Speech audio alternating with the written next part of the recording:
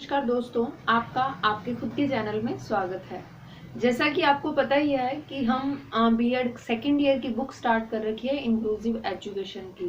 बीच में 2 दिन का पहले गैप रहा, वीडियो नहीं अपलोड हो पाई। कल कोठारी आयोग करवाया गया था। आज यूनिसेफ के द्वारा जो बच्चों की उत्तरजीविता के लिए सम्मेलन किया गया, उस टॉपिक पर अपने डिस्कस करेंगे। ये इंक्लूसिव एजुकेशन की जो सेकेंड यूनिट है उससे रिलेट करता है टॉपिक। टाइम को बिना वेस्ट करते हुए हमने टॉपिक पर चलते हैं। Let's start the topic. Please इस वीडियो को लाइक करें और अगर आप इस चैनल पर नए हैं तो इस चैनल को सब्सक्राइब करें और साथ में जो बेल आइकन है उसे दबाना ना भूलें।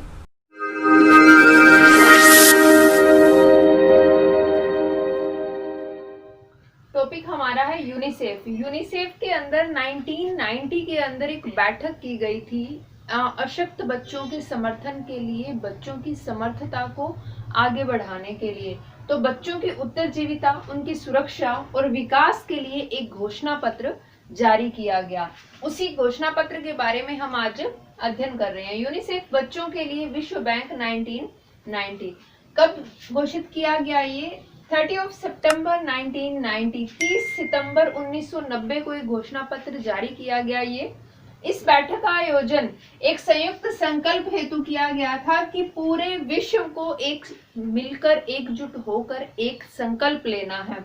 उसके अंदर क्या संकल्प लेना था कि प्रत्येक बच्चे का भविष्य उज्जवल होगा। मतलब प्रत्येक कोई भी ऐसा बच्चा ना रहे जिसे शिक्षा प्राप्त ना हो और उसका भविष्य अंधेरे में चला जाए। ऐसा एक भी बच्चा ना हो जिसका भविष्य सुरक्षित ना हो। बच्चों का समय सिर्फ बर्डन नहीं डालनी, बच्चों का समय उल्लास, शांति, खेलने व सीखने से संबंधित हो। मतलब सिखाना है लेकिन बर्डन डालकर नहीं, एक प्रेशर डालकर नहीं, बच्चे को शांति से, उल्लास से उन चीजों को सिखाना है। यूनिसेफ के द्वारा एक संयुक्त बैठक की गई थी, एक संयुक्त शपथ ली गई थी, एक घोषणा पत्र जारी किया था कि विश्व का प्रत्येक देश इस चीज को माने।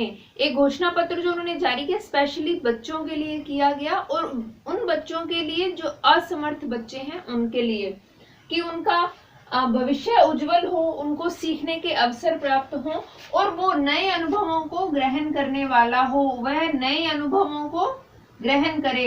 मतलब जैसे जैसे वो सीखेगा उसके पास नए नए एक्सपीरियंस आएंगे और वो उन चीजों को सीख पाएगा। लेकिन जब ये घोषणा पत्र जारी किया तो यूनिसेफ के सामने भी कुछ चुनौतियां थी जो पूरे विश्व के अंदर व्याप्त थी। कह सकते हैं कि कुछ बुराइयां थी जो पूरे विश्व के अंदर व्याप्त थी। उन बुराइयों को किस तरह, क्या क्या बुराइयां थी जो यूनिसेफ को लगा कि ये बीच में बैरियर का काम करेंगी, ये बीच में अड़चन डालेंगी हमारे इस लक्ष्य को प्राप्त करने में। तो पहली चुनौती हम देखते हैं, विश्व में चारों ओर फैली हुई भुखमरी और भेदभाव। हर विश्व की क्या प्रत्येक कंट्री समृद्ध है? क्या प्रत्येक कंट्री इतनी है सक्षम कि पूरी की पूरी कंट्री की जितनी भी पॉपुलेशन है, जितनी भी जनसंख्या है, उनको खाना मिल सके, रोटी मिल सके और वो अपना जीवन अच्छे से यापन कर सके?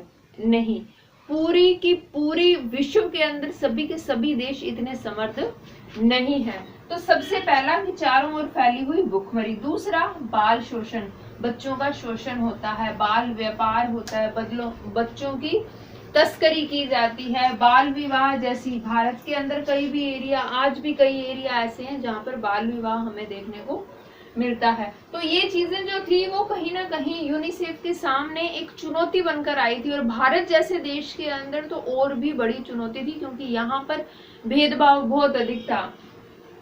यूनिसेफ ने एक सर्वे किया, उसके अकॉर्डिंग बताया कि प्रतिदिन 40,000 बच्चे कुपोषण का शिकार होते हैं और ड्रग्स की समस्या से पीड़ित रहते हैं। मतलब ड्रग एडिक्ट बच्चे होते हैं, बड़े नहीं, बच्चों की यहाँ बात हो रही है। बच्चे ड्रग्स के आदी हो जाते हैं, उन्हें ड्रग्स दिया जाता है, उनसे कालाबाजारी करवाई जाती है, उनके शरीर के अंगों को बेचा जाता है, उनकी तस्करी की जाती है, कहीं ना कहीं उनको खाने पीने की पूरी सहूलियत नहीं मिलती तो वो कुपोषण का शिकार हो जाते हैं।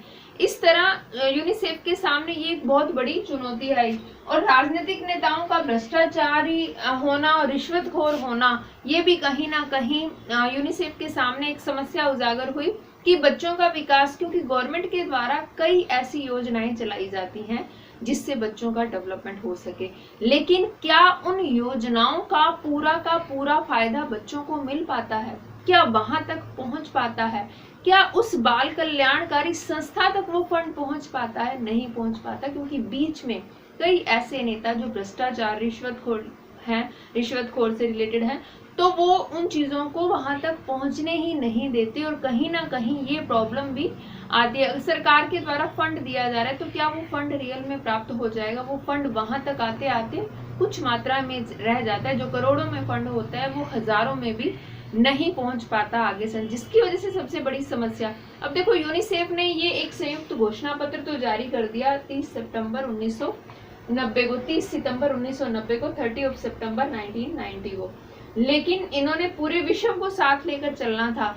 अब विश्व के सभी देश एक जैसे नहीं हैं, कोई बहुत अधिक समृद्ध है तो कोई देखो विकसित में भी आता है, विकासशील में भी आता है, मतलब कुछ डेवलप हो चुके हैं, कुछ अभी हो रहे हैं उस प्रोसेस के अंदर, और कुछ इतने बैकवर्ड हैं कि पिछड़े देशों में भी आते हैं। हम अर्थव्यवस्था के बारे में पढ़ते हैं तो देखते हैं कि अलग अलग कंट्री अलग अलग बेस के ऊपर है। तो इस तरह जो संयुक्त यूनिसेफ ने एक कोशिश की कि कैसे एक घोषणा पत्र जारी किया जाए कि असमर्थ बच्चों को साथ लेकर चला जाए। तो हमने उस घोषणा पत्र के बारे में अभी तो बेसिक देखा कि क्या है। अभी देखते हैं क्या क्या चुनौतियां उन्होंने फेस की और क्या क्या आगे प्रावधान रखे उन्होंने कि ये होना चाहिए। ऐसा प्रावधान कौन कौन से हैं वो हम यूनिसेफ के आगे देखते हैं। यूनिसेफ घोषणा पत्र के अंदर कुछ सुझाव दिए गए थे। पहला सुझाव हम देखते हैं, हम सभी राष्ट्रों को समस्याओं को गंभीरता पूर्वक लेते हुए विपरीत परिस्थितियों को टालने का प्रयास करना चाहिए। अर्थात जो भी बालक के विकास के लिए विपरीत परिस्थितियां हैं, जैसे तस्करी होगी, बाल तस्करी होगी, बच्चों का व्यापार करना हो गया, बच्चों से कम उम्र के अंदर काम करवाना हो गया, बालकों का शोषण करना हो गया, ये सभी जो समस्याएं हैं अगर वो सामने आ रही हैं, उन्हें फेस करना पड़ रहा है, तो उन समस्याओं को गंभीरता पूर्वक लें।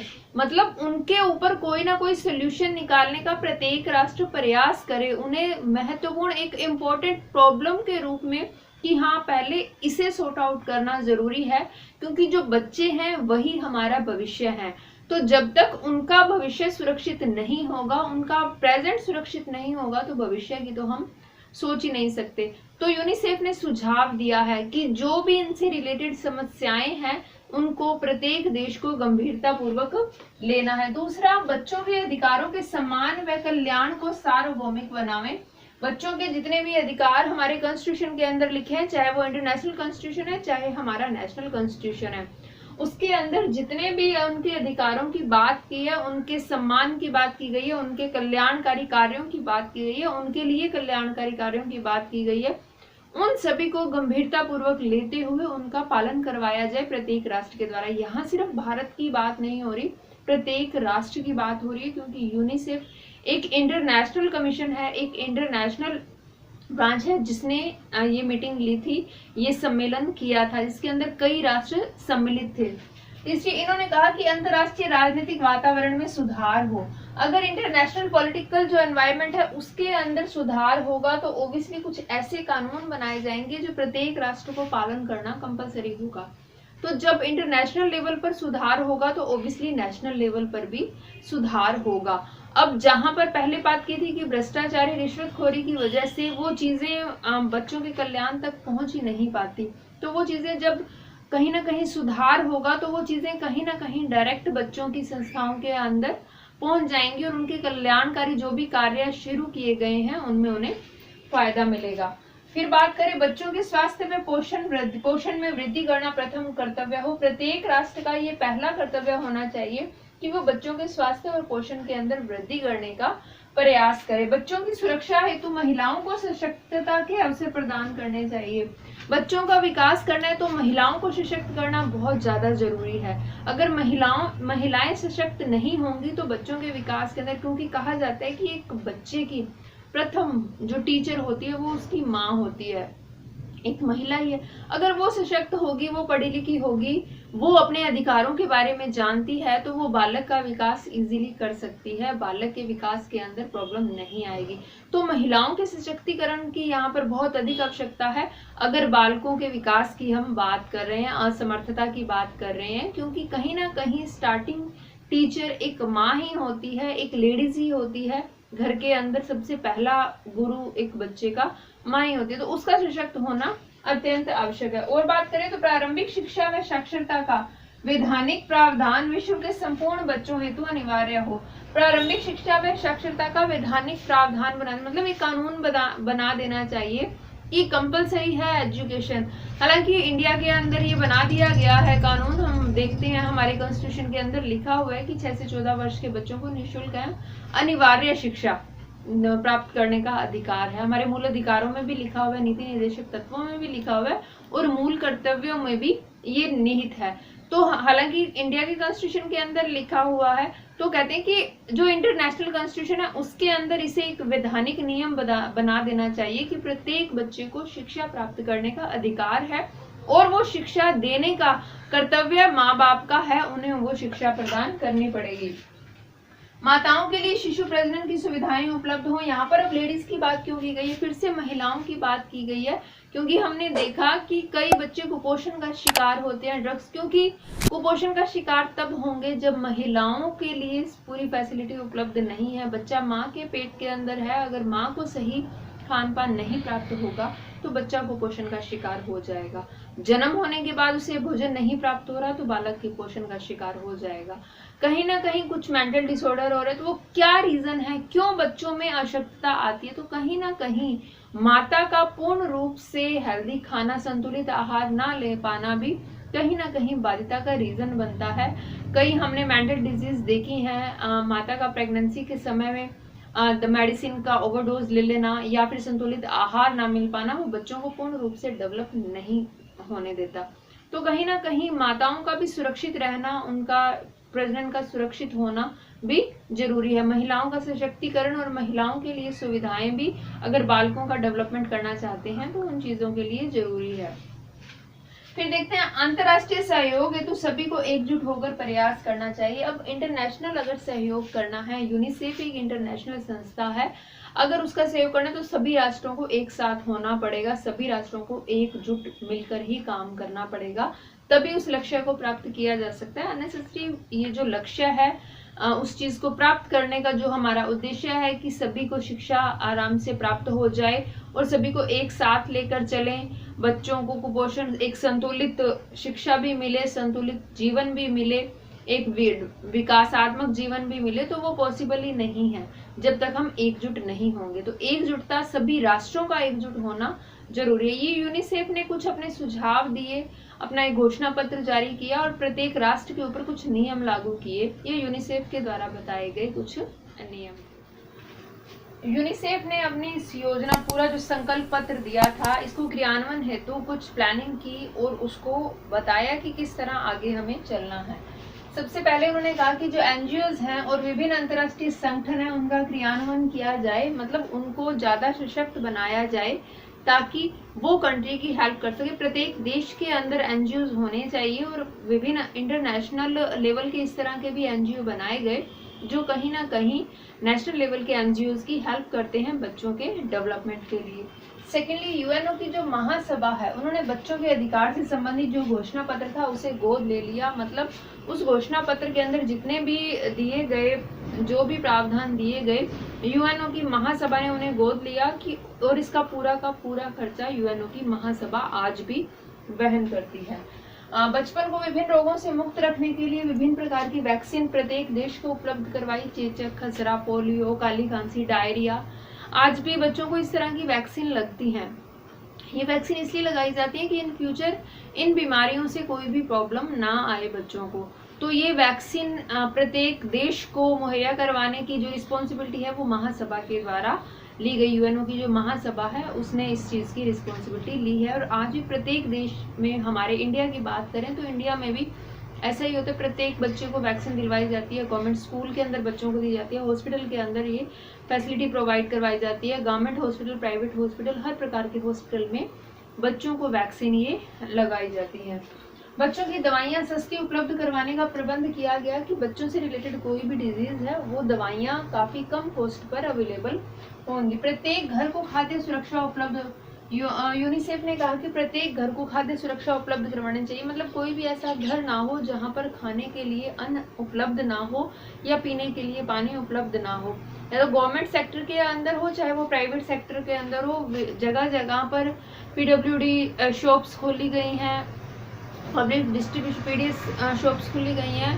पब्लिक डिस्ट्रीब्यूशन जो सिस्टम है, राशनिंग की जो व्यवस्था है वो गवर्नमेंट के द्वारा उपलब्ध करवाई गई है। हर कंट्री के अंदर ये सिस्टम उपलब्ध करवाया गया है। शिक्षा सभी के लिए, ये हमने समावेशी शिक्षा जब स्टार्ट की गई थी तो मैंने एक टर्म बोली थी शिक्षा सभी के लिए। ये एक एजेंडा है समावेशी शिक्षा का। ये जो एजेंडा कहाँ से आया? थाईलैंड में आयोजित एक सम्मेलन हुआ था, जोम3 जिसको सम्मेलन बोलते हैं। उसके अंदर इस थीम को कहा गया कि सभी देशों को लागू करना कंपलसरी है, शिक्षा सभी के लिए। ये थीम ही समावेशी शिक्षा को बताती है कि सभी के लिए शिक्षा, चाहे वो बाधित बच्चा है, चाहे सामान्य बच्चा है, चाहे किसी भी पिछड़े वर्ग से रिलेटेड है, सभी के लिए समान शिक्षा को महत्व दिया जाना चाहिए। इंडिया की बात करें तो PIFD project integrated for the disabled, ये जो प्रोजेक्ट था इसके अकॉर्डिंग भारत में समावेशी शिक्षा को बढ़ावा दिया गया। MHRD और जो यूनिसेफ है उन्होंने 1987 के अंदर इंक्लूसिव एजुकेशन को बढ़ावा दिया। इन्होंने कहा कि प्री स्कूल को कन्वर्ट कर दिया जाए समावेशी विद्यालय के अंदर, कि हर स्कूल के अंदर प्रत्येक बच्चा कम से कम किसी भी बाउंडेशन के बिना वहां पर पढ़ सके।